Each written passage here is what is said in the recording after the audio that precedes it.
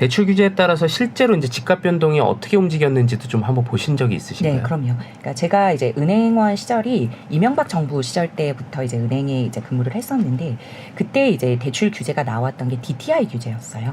LTV 같은 경우에는 담보 대출 비율만 보고 이제 대출이 나가는 건데 이제 서브프라임 모기지 영향으로 우리나라도 2009년 이후부터는 그 차주 대출 받는 사람이 상환 능력이 있는지 대출을 잘 갚을 수 있는지를 보고 대출이 나가는 것을 DTI 규제라고 했는데요.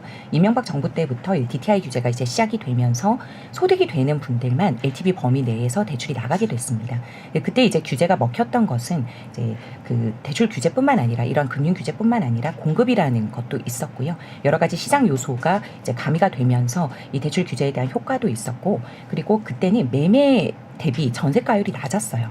이제 서울로 치면 50%가 안 됐기 때문에 이제 사람들이 이제 매매를 하기에는 좀 이제 가격이 많이 높다. 그래서 전월세 시장으로 가고 어느 정도 안정화되어 있었는데 이제 문정부 이제 시작가 되면서 2019년부터 이제 DTI보다 더 강한 이제 규제가 이제 DSR 규제인 거죠. 이 DSR 규제가 이제 시작이 되면서 이 DTI 같은 경우에는 차주의 이자 상환 능력 정도만 보고 대출이 나갔다면 DSR은 좀 더 매운맛이에요.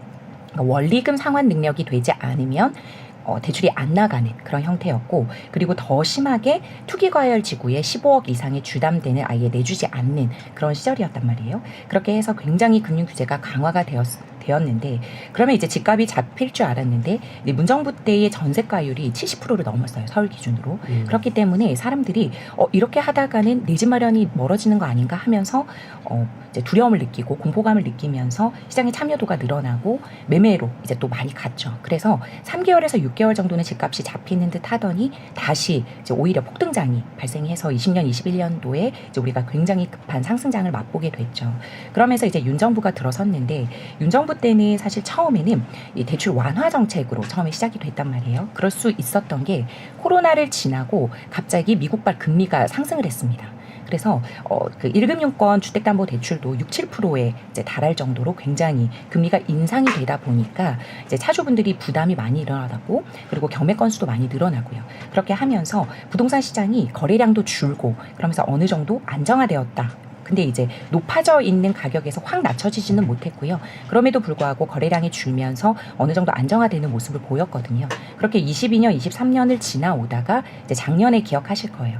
작년이 되니까 대출 금리가 조금씩 내려오고 이제 스트레스 DSR이라는 제도가 도입이 되면서 스트레스 1단계가 되니까 오히려 차주별 DSR 때보다 대출 한도가 좀 줄어들었고, DSR 2단계가 9월부터 시행된다고 하니 사람들이 나중에 정말 내 집 마련을 하지 못하는 거 아닌가? 대출의 힘을 좀 더 받지 못하는 거 아닌가라는 그런 수요까지 몰려서 이제 작년 여름에 다시 이제 많은 급등장을 보이게 됐죠.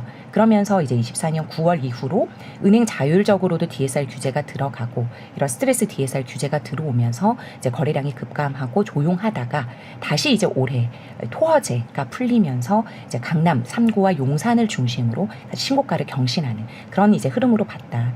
그래서 이게 대출 규제가 전세가율 대비해서도 좀 보셔야 되고, 주변에 이제 공급이 어떻게 되는지도 좀 봐야 되고요. 그러니까 금융 규제만으로는 집값을 잡는 데는 좀 한계가 있다. 이렇게 봐야 될 것 같습니다.